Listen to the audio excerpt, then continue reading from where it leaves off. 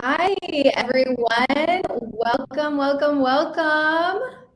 Welcome to our webinar with Melissa Pond. I don't know about you, but I am so excited about grant writing and really knowing how to do this. I see we have quite a few of you, so go ahead and write down, in the chat where you're coming from, where you're connecting from, whether it be West Coast, East Coast, international. Hi, Lakeisha Clark. So glad that you joined us. Yeah. Where is everybody connecting from? If you guys want to put in the chat, Melissa, where are you connecting from? I'm connecting from Quincy, Mass. Nice. Quincy, Mass. Kelly Olive from South Florida. Oh, I love Florida. I'm sure the weather is amazing. Good morning. Hi, Kelly. Yes. Oh, it's nice weather. Oh, I'm like, you're probably connecting from a beach. Oh, yeah, wonderful. From Atlanta, Lakeisha, Georgia, founder of Kids. Oh, Sue Genius Foundation. Awesome. Southern California, Deborah, amazing.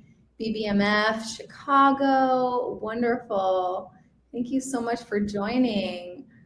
This is going to be an awesome webinar. I know Melissa she's amazing. And I mean, I actually have been in fundraising for over 10 years, and grant writing was the bane of my existence. But it's definitely something that's very lucrative, and I'm really excited for Melissa to tell us all about that. All right. Well, we are going to wait a few more minutes, just so that everybody can connect into here and not miss anything. So yeah, all right. Yeah. Oh, Jim from My Stepping Stone. Jim is one of our clients that continue to give. I love what they're doing. They work with single parent homes and beautiful. James from Northern California. Awesome. A lot of California, Florida. Oh, beautiful weather. I hope you guys are enjoying the beach. For those of us that in the cold. Yeah. All righty. Well, I'm just going to start and tell you guys a little bit about, what Continue to Give is. Now, I do see, all right, there's a few of us kind of connecting. Oh, no beach here, mountains. Okay, awesome. Awesome, James. All right, well, good weather. That's the important part. All right, well, I will share a little bit about Continue to Give. So we at Continue to Give, we're an online giving provider, and we love not just providing, online giving, but we love providing understanding about, fundraising. And that's why, we have at least every month a webinar. We try to have every month a webinar for our clients just to really understand it, because sometimes you have the tools, but you don't know how to use it. So a little bit more about Continue to Give. Well, I'll present myself first. My name's Andy, and as I was saying previously, I am the fundraising and nonprofit guru at Continue to Give. And for those that I don't know, or that don't know about Continue to Give and our awesome online giving software, so we have an all-in-one solution. We provide online giving with QR codes, text to give, roundup giving, a giver's app, kiosk giving, and so much more.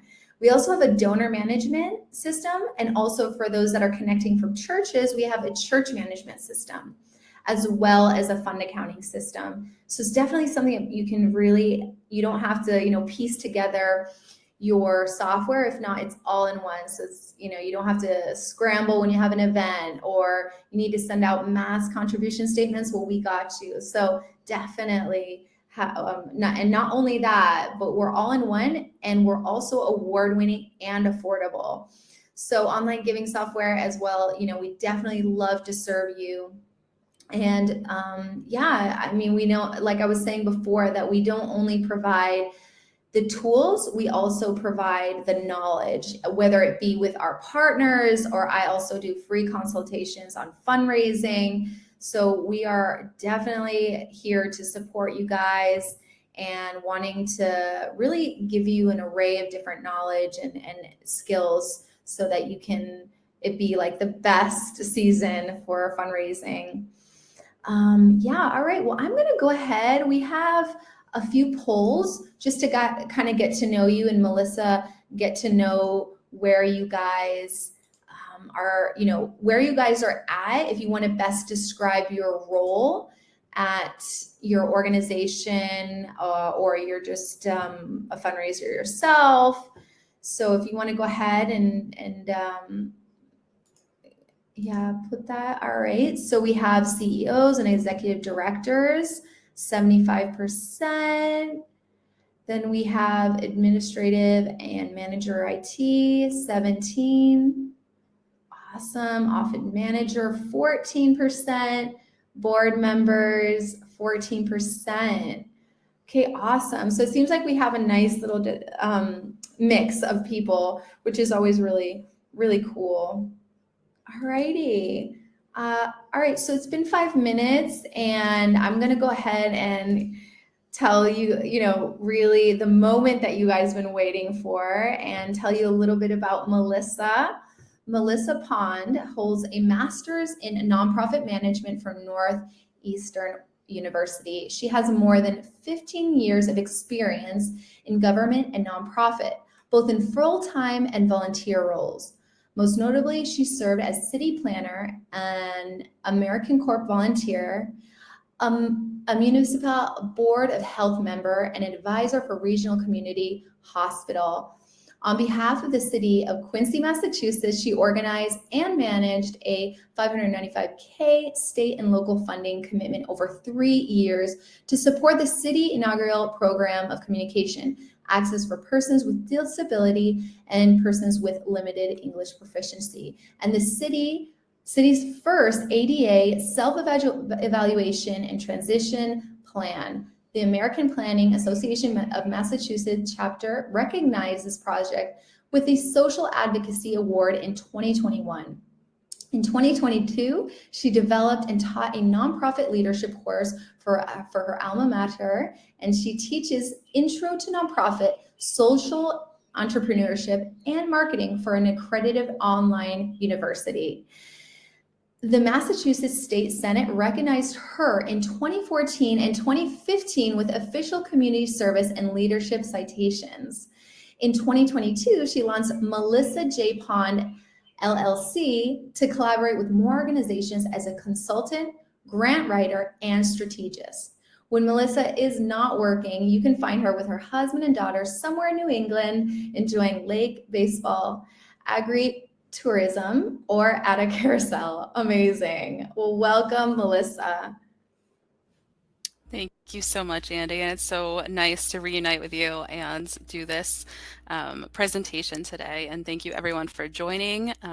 So excited about the locations you're coming from and the roles you have in your organizations. And let's get started.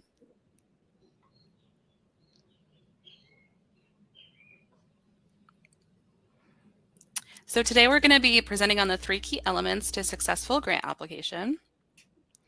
As Andy said, I'm Melissa J. Pond, and she already went through all my credentials, but I also just want to share with you just how passionate I am about this, and that I'm just excited to join you and be part of your learning today.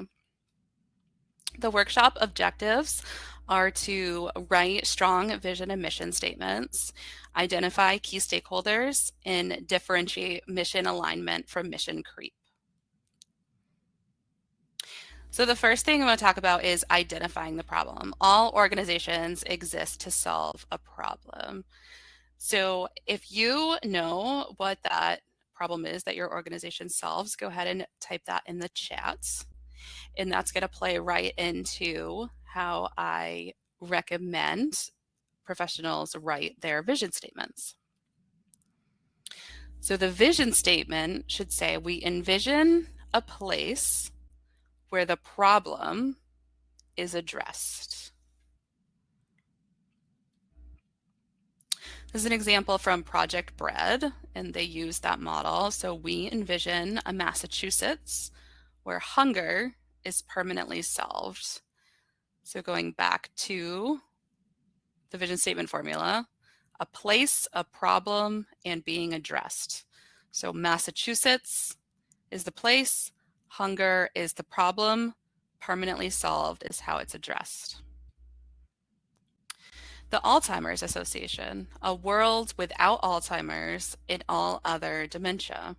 So place the world, Alzheimer's as the problem, as well as all other dementia, and then addressed is the word without. Habitat for Humanity, a world where everyone has a decent place to live. Place is the world, decent place to live, or not having a decent place to live is the problem, and then has is how it's addressed. So sometimes there's a little bit of wordplay there. So if you want to take a moment to go back to that formula and think about how you would write yours, go ahead and put that in the chat. I'll give you just a couple seconds to think about that. Marion, thanks for writing in the chat there. We envision a religious community where sexual abuse is prevented and survivors are supported during healing. That's a great vision statement.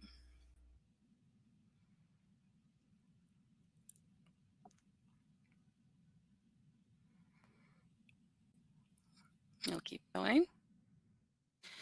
So the second thing we want to talk about is identifying stakeholders. So this is really important. So before you start addressing the solution, you need to make sure you have all the stakeholders at the table. So stakeholder mapping questions. Who does the problem affect? Who is most affected by the problem? Who can help solve the problem? Who cares about the problem? Who should care about the problem? Who has resources to help address the problem? Who can help with local, state, or federal policies to address the problem? And I just want to touch on that might be different for international relations, so I just want to address that. Who do you want to educate about the problem? Who do you want to collaborate with to help solve the problem? Who is already working to address the problem? And then you bring all those folks together for stakeholder engagement. So that might be advocacy, going to the Hill Day is what we call it in America, one-on-one meetings, town hall style forums, accessibility, social media, focus groups, interactive workshops, family fun events. So this might sound more like strategy than grant writing, but it all ties together. So when you're working on a grant proposal, you want to make sure you have a really strong organizational strategy as well as a really strong program strategy that you're submitting the proposal for, the grant proposal for. So many times there's a trend that funders are looking for collaboration. So they want to know that you've done that stakeholder engagement in that their money is going to be used really efficiently and effectively because you've already really thought about all those stakeholders and who should be part of that. So now we can take the opportunity to move from the problem to the solution now that we have all the right players at the table. And so imagine that all those people you've engaged in some way and they can be part of helping you develop your mission statement. So the mission statement is action verb plus who or what plus how plus why. So this is what I call my mission statement formula. And I developed it looking at really great mission statements examples. And so we'll share a couple of those. So again, we have Project Bread. Project Bread connects people and communities in Massachusetts to reliable sources of food while advocating for policies that make food more accessible so that no one goes hungry. So again, action verb plus who or what plus how plus why. So connects is the action verb, who is people and communities. Then we have the how and the why. So 2 reliable sources of food while advocating for policies that make food more accessible so that no one goes hungry. The Alzheimer's Association. The Alzheimer's Association leads the way to end Alzheimer's and all other dementia by accelerating global research, driving risk reduction and early detection, and maximizing quality care and support. The Task Force for Global Health. We take on the world's worst and most intractable diseases to eliminate them or bring them firmly under public health control while strengthening health systems so that countries can protect the health of their populations. So again, before we go on to avoiding mission creep, this sounds a lot like organizational strategy development, and it is. It's both. It's for your organizational strategy as well as your grant writing and your program strategy that you'd be submitting. So if you feel like your mission statement and your vision statement for your organization are really weak and it would take way too many steps to overcome, with red tape or board processes or bylaws or whatever would really take way too much time before the grant proposals due to rewrite your vision and mission statements, you can focus those on the program that you're submitting for. So you can be really, really clear about your vision and mission for the specific program that you're putting your proposal together for. Now I want to spend some time talking about avoiding mission creep because this is a really, really important component to grant writing. So I've had many requests as I've started my business for people who just want to find funding and they're willing to do whatever to get that funding. And so I've had people give me proposals and then I go to their website and their other copy that's available and there's absolutely no alignment and it just doesn't make any sense. And so I want to be really clear that the proposals that you're looking at should match the mission of your organization. So in this section, we're going to define mission creep. I have a process flow diagram for you, some hypothetical examples, and some interactive examples. So mission creep is when organizations stray away from their intended actions, targeted direction, approach, and purpose, usually in order to chase the resources. So this mission creep statement aligns right with the mission statement formula. So you're straying away from the intended action, the targeted direction, the who or the what, the approach, the how, and the purpose, the why. So here is the process flow diagram. So if a new opportunity comes along and it aligns with the intended direction of your organization, you keep going. Then you look at, does it align with our approach? Does it align with our purpose? If all of those things are true, the board or the staff, whoever's looking at this, should approve it. If it doesn't align with any of those, or even one is out of alignment, it would be mission creep. And it could be very risky to pursue that grant application.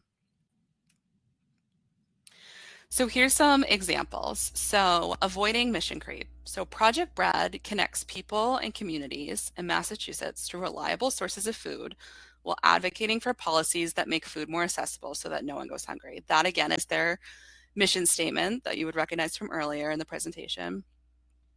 And here's an example of a grant that popped up. Grants of $50,000 to New York individual, nonprofit, and for-profit private forest land owners for activities that promote tree renewal on their land. So in the chat, feel free to say whether you think this is mission creep or is a grant that they should pursue.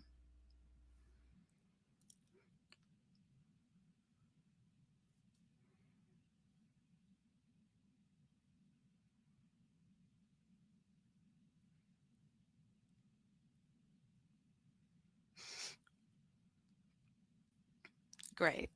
So you guys are right on track. That would be mission creep because it's for New York. Project Brad is focused on Massachusetts. So right away, the location, the place is mission creep.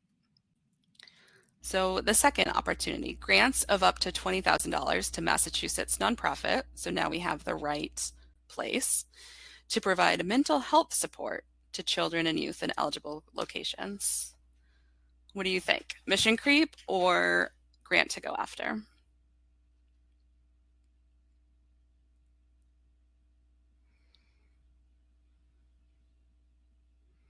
So this one is really interesting because there are some connections between mental health and food security. So it really depends on how you're approaching that one.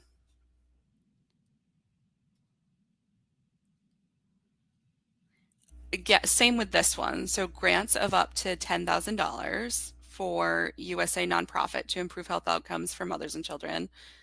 If the language said by focusing on behavioral health outcomes, that might make something that makes sense to go after it.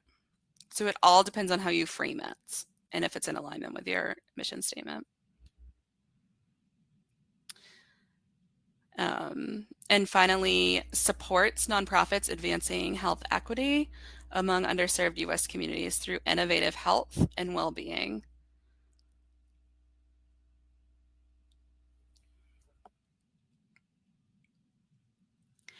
Primary programs like Salad Bar and School Gardens, grants and healthy teacher trainings expand access to healthy food choices. This one out of all of them seems the most in alignment, right? So if you were on the fence about which of the 5 to go for, definitely go for the one that's like closest in alignment if you don't have a lot of time and you're trying to figure out what to prioritize. So for follow-up to this, I highly recommend rewriting your organization's vision statement and mission statement with the formulas. And like I said, if it would take too much effort to try to go through, the bylaws of your organization or getting everyone on board with rewriting them, just make sure you can apply this to your individual programs that you're writing the grants for. And then complete the stakeholder mapping questions and specifically consider those you have been overlooking up until now. And discuss your organization's biggest challenges around mission creep.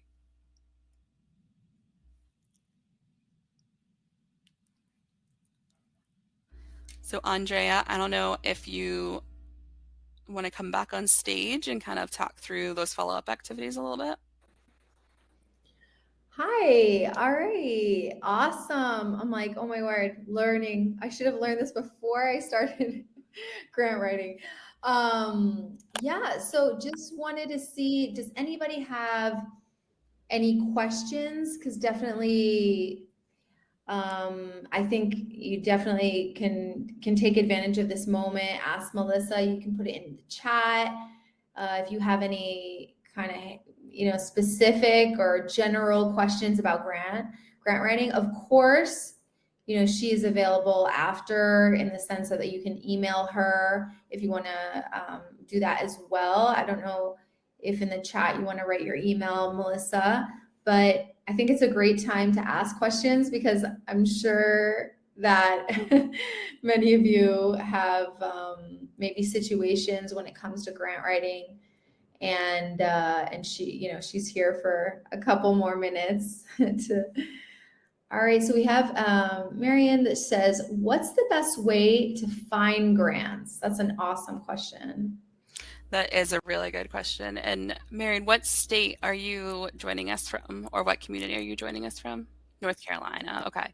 So here in Massachusetts, we're really lucky to have Philanthropy MA.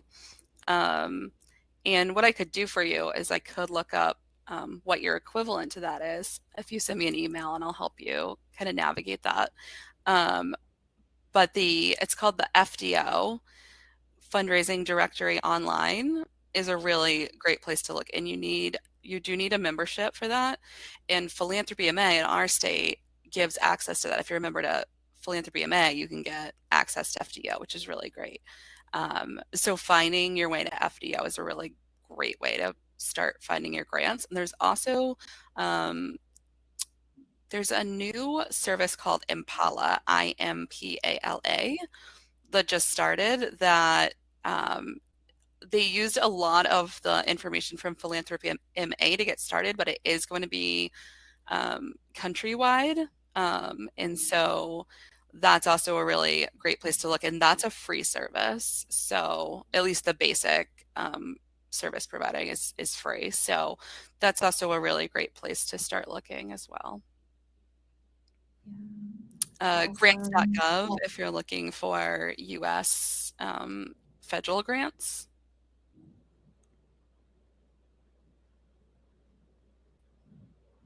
Is there, Okay, so here, James, sorry, go ahead. Go ahead. I see No. James' question, is there a Fed or state specific grant opportunity? Absolutely. So you want to look, like I said, grants.gov for the federal ones, and then for each individual state would be totally different. So I know for Massachusetts, you just go to mass.gov, and there's an easy navigation, right, to look for grant opportunities. But that would be different in every single state. Right. Yeah.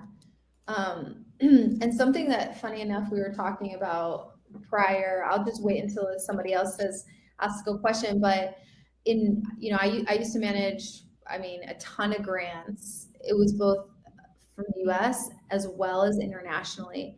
And I did notice is like sometimes you put all this effort um and it doesn't turn out. But I think not to lose hope and just continue, like make sure it's not creep. And then at the same time, you're definitely keep going. It might not be that one because think about it, like there's hundreds of people applying for that grant, hundreds of organizations. I do think it's really good to be organized, have your information. Testimonies are super great. I mean, everything really is important, but maybe you don't get the first grant, but maybe the second time around because there's so many awesome, missions, so many awesome organizations that just like you guys are doing amazing stuff. All right, there's Deborah. If you want to Sure. go So ahead her and question says, my business whole person-centered approach to help people thrive alongside complex medical challenges, invisible and visible, by creating an equilibrium balance between mindset, health, and wellness, creative arts, and movement. That's great. Did you have a specific question, Deborah?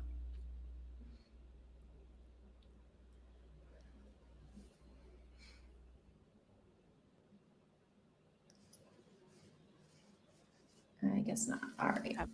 Awesome.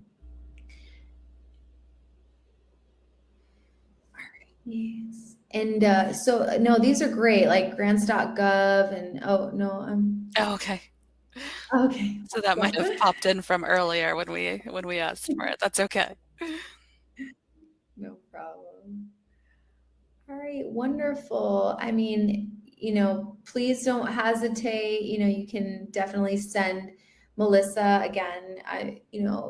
Oh, okay. Melissa, do you have a website? I do. I'll put it in the chat. It's melissajpond.com. And for those of you that asked for the recording, we're gonna have that after. You'll either get it today or on Monday. Yes. Yes. So I'll be sending the recording by Monday. And if the sometimes it takes time for the recording to download. So as soon as I can, I'll be sending that. But as I said, Melissa is our grant guru. She's amazing, and personally, she's amazing to work with. I've worked with her in the past, and she is a wonderful human being. So, Thank you. so thank you so much. And for those of you that are interested in knowing more about Continue to Give, or that you might not have an online giving software, or if you just maybe have one, but it's not an all-in-one solution and it's more time consuming than not. That's what it was for me before when I didn't know about Continue to Give. So I definitely would recommend that you check us out at www.continuetogive.com. And yeah, we are ready to serve you guys. And again, I'm gonna type in my email in case anybody is interested in knowing a little bit more about our software or just wants to chat. All right, wonderful. All right, well, God bless. Thank you so much, Melissa. I hope Thank you so much. everybody, This was fantastic. yeah, I hope everyone has a wonderful weekend, and I'll be thinking about all the grants that I'll be assisting in, and thank you so much. Thank you. Have a great day. You too. Bye Bye. bye.